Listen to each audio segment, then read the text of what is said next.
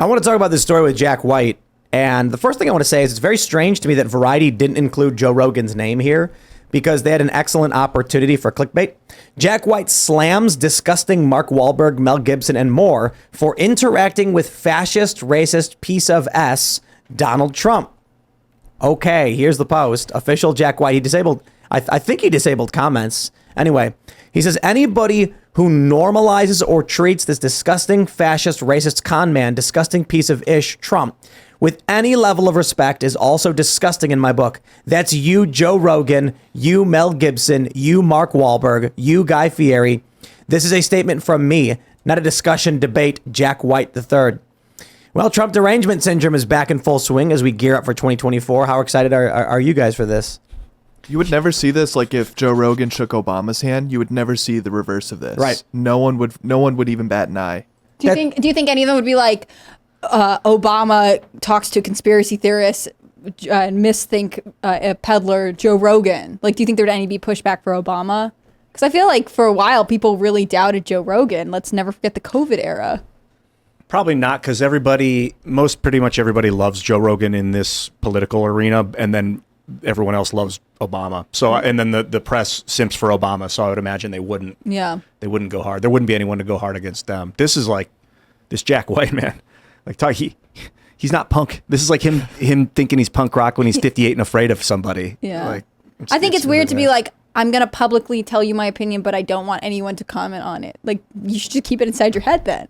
What would Jack White do if Trump was there and everyone was meeting him? You'd be like, avoid eye contact. You guys, you're bigots. Brr. Yeah, okay, dude. I mean, people did refuse to go to the White House. Didn't we have several like professional sports teams that won whatever? I'm not very good with sports, but that declined to go to the White House, and the press gleefully reported on this over and over again. And then when I think, did the Patriots end up going to the White House after they won the Super Bowl or something? And people were like, "Oh, interesting. Why would they do that? I guess they're going to go meet Trump." Like, it's just a regular thing that athletes do. You guys are the ones making it such a histrionic fit. It says a lot when people disable comments. And Jack White deleted comments. Then he posted a gray block that allows comments. It's just like, I don't know, man. I'm tired. 8 some odd years of this psychotic Trump derangement syndrome. Like, Jack White, you don't even know anything about politics. You're some dude. What is wrong with you? A MMA commentator met the president, a former president, shook his hand. That's it. It's all. It's like Joe Rogan's like shaking his hand. He's like, "Hey, nice to meet you," and that's it. And so he posts a clip of it being like, "You're disgusting, Joe Rogan."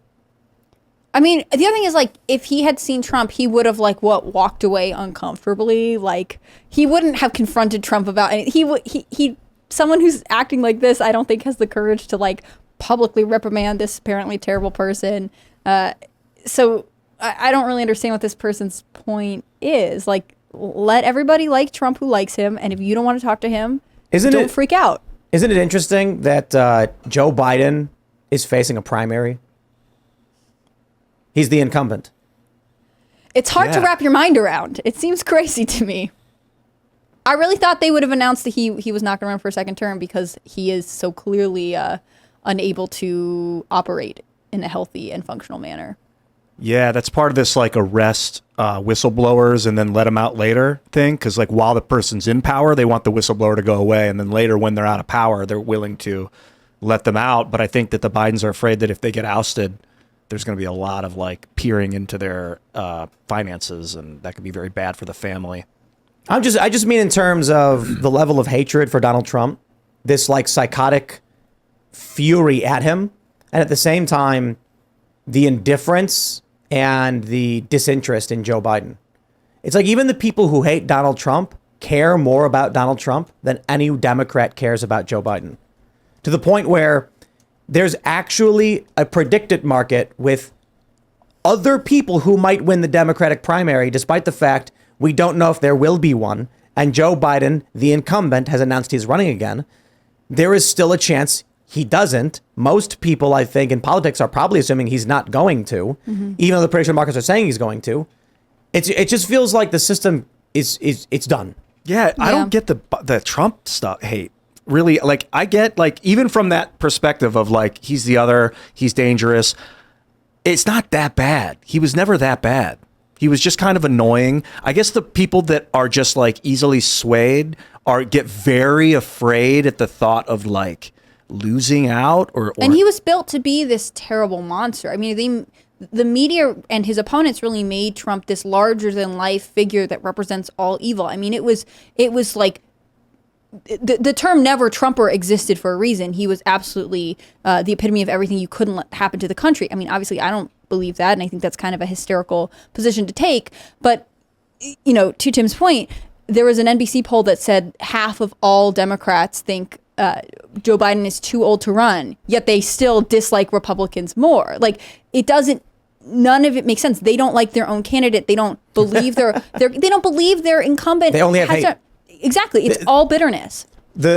On the conservative side, on the Republican side, even with libertarians, there's debate over Trump, questions around Trump. Even the libertarians, I love it. We'll bring on like some Mises Caucus guys, and they'll say, no, we're not Trump fans. But they will concede some points and be like, oh, well, you know, I can respect that, because they're actually listening and having a reasonable conversation.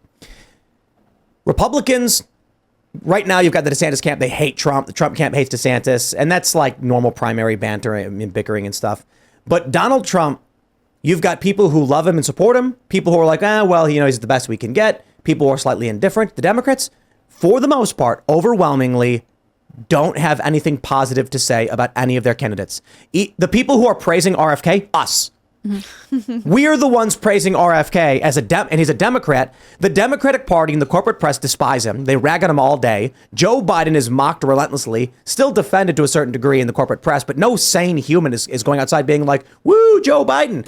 But those same Democrat people on the left are screaming how they hate Donald Trump. I just find that very, very interesting with a story like this. Do you think that he was not co-opted by the Chinese movement? We were talking before the show about what's this party? The United Front. This is cool. This is the first time My I've heard favorite about this. thing to talk about. Yeah, and so as you're studying the United Front, it's an alliance of groups against. Can you explain the United Front really quick, and then maybe? Sure. I won't go full nerd, but the United Front is basically the Chinese Communist Party's political warfare department. They spend billions of dollars targeting really who's who in the West, whether it's academics, elites, think tankers, politicians, their staff, people even in college all the way down to the high school level. Really a pipeline of people who become the most influential decision makers. And Hunter Biden is a perfect example. We were talking before the show. You know, Hunter Biden wasn't really that enterprising in the sense that you know, don't miss the forest for the trees, right? There are a lot of people like Hunter Biden. It's not like Hunter Biden was out looking to make inroads with the Chinese Communist Party. The Chinese Communist Party knew exactly who he was and the avenues whereby the Chinese Communist Party can liaise and get in business and really get Westerners on their payroll, which then 9 times out of 10 translates into whether it's preferred policies or nice think tank papers or nice talking points in the mainstream media. That's how they do it. And Trump came out very hard against China when he was running. Did the United Front they were not able to get him co-opted, and so they just started printing in the media, hate this guy, until we can get a president that is sympathetic? I mean, believe it or not, one of the leading groups of the United Front is a group called the China United States Exchange Foundation. They were paying to take Western journalists overseas on trips to China in exchange for, and I quote directly, favorable coverage and to disseminate positive messages. And Donald Trump, along with a bunch of other United Front groups, actually banned them from operating in the United States, effectively sanctioned them, even though they're like cultural groups, but he shut down a lot of these cultural exchange programs. That's like the euphemistic term that they used to describe what they were doing with this group QSEF, same with the Confucius Institutes. So Trump, as much as people mock him for, he doesn't understand, you know, they would always say, Trump makes America look like a fool on the world stage, right? They loved that line. They loved that refrain.